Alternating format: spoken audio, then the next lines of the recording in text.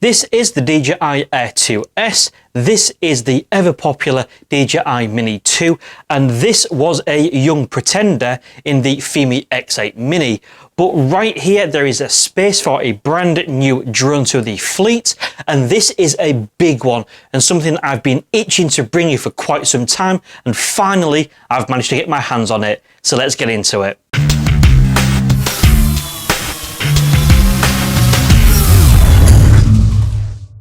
So of course I will waste no more time. The drone I have been itching to bring to you for ever such a long time and finally can bring it to you to review on the channel is this.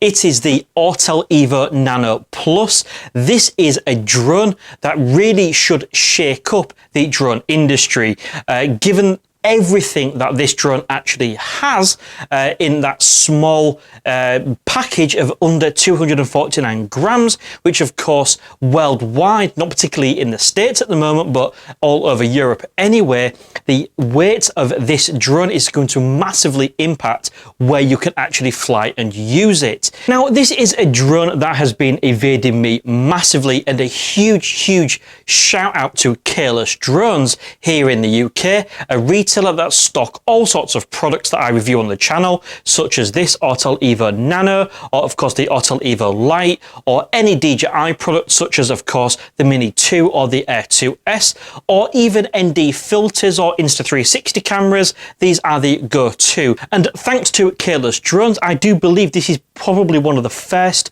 production models that have actually been delivered to the UK. So if you are in the UK and you're interested in any of these products, please do go check them out. And that actually brings me nicely onto the next point. This is an actual production model. This isn't a pre-production model that have been sent to certain YouTubers via Autel. This is actually something that Autel have shipped out to a retailer. So I'm very keen to see if any of the problems that have manifested on those earlier models or pre-production models actually exist with this one. But of course it's going to take a full flight test to check all those out. But what I want to do is I want to wipe my head of anything that I may have seen up until this point, and I just want to give you my initial first impressions.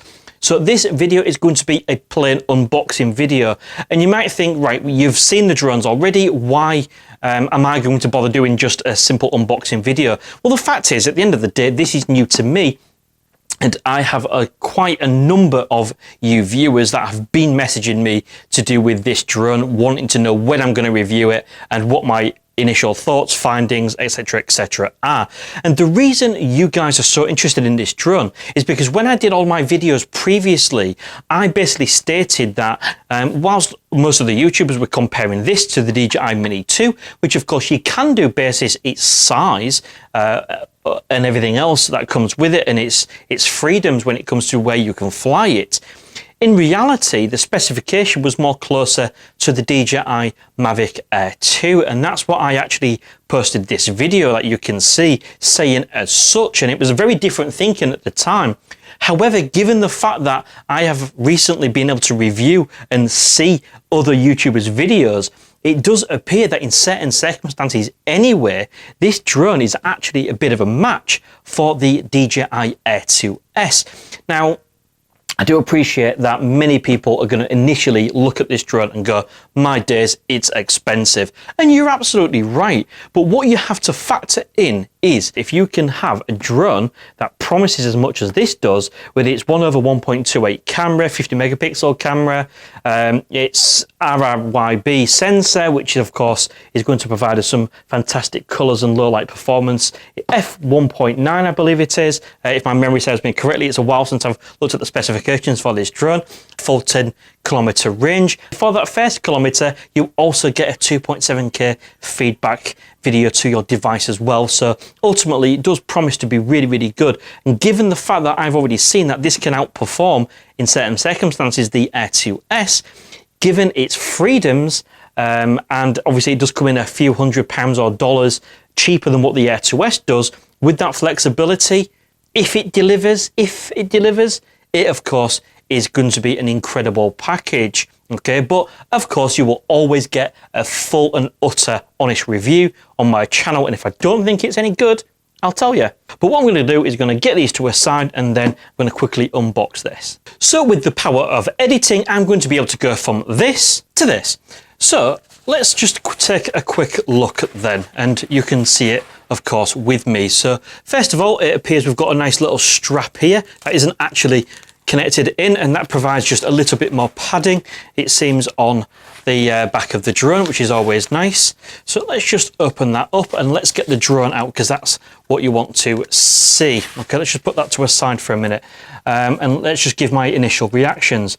So first of all, just feeling it, it seems pretty solid. As you can see, it comes with a nice little strap for the propellers. That's always nice. One thing that I wish they gave us on the Air 2S was a strap for the bag, because they just flop about when you're trying to place it in the bag. But of course you do get one with the DJI Mini too.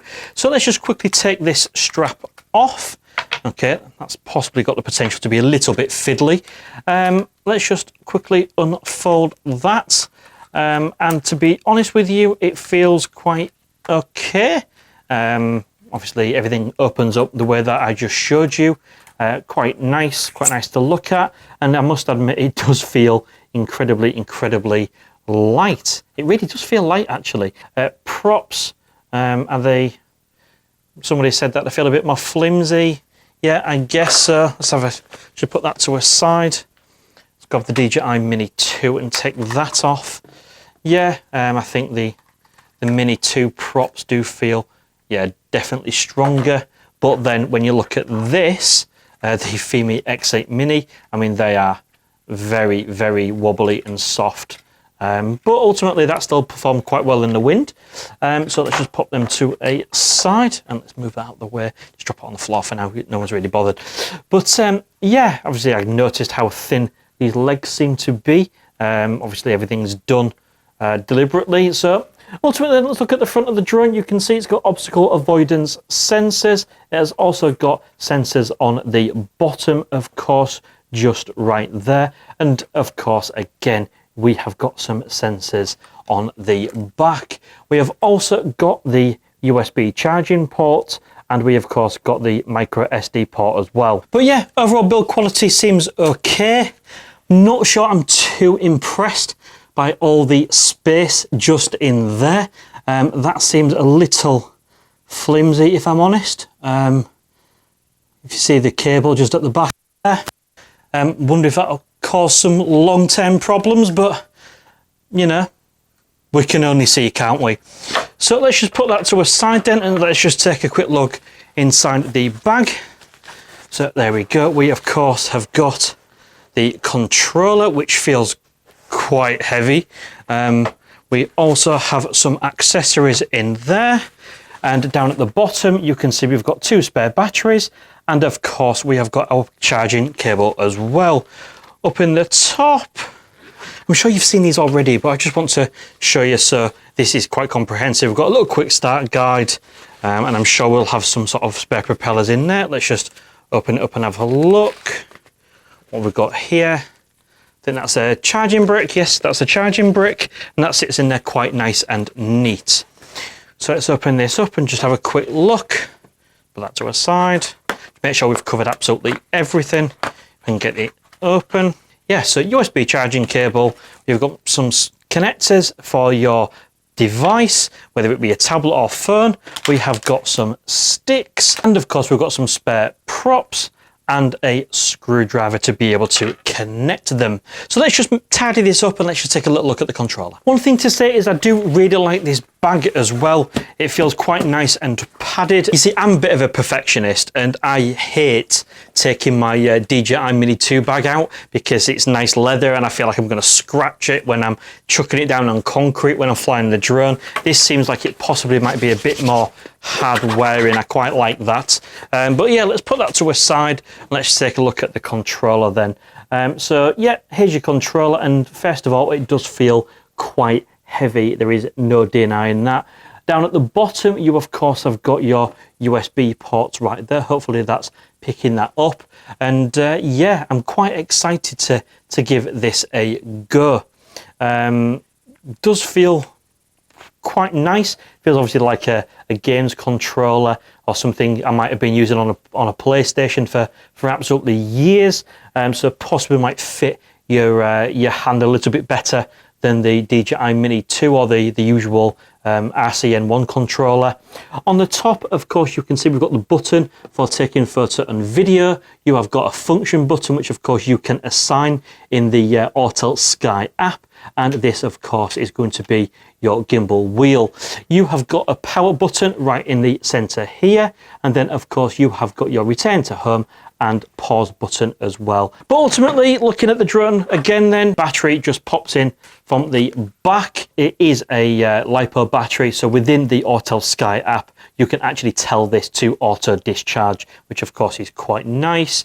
I did see Ken Heron, because I do watch other people's videos, had a bit of an issue slotting his battery in, and that seems to go in absolutely fine. Just to show that for yourself.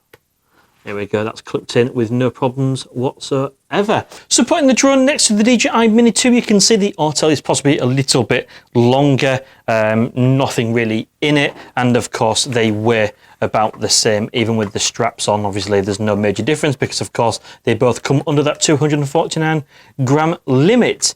You know, both of them feel quite good build quality, but of course, like I've already mentioned, it's a little unfair to compare the Autel Nano to the Mini 2 because in these current specs, this is of course much higher specification. The only one downside with the Autel is I do honestly wish they'd have given us 4K at 60 frames per second, because of course that's the only one thing that still makes a drone such as the DJI Air 2S, along with its obvious increased wind stability and wind resistance, given the fact that it's so big and powerful.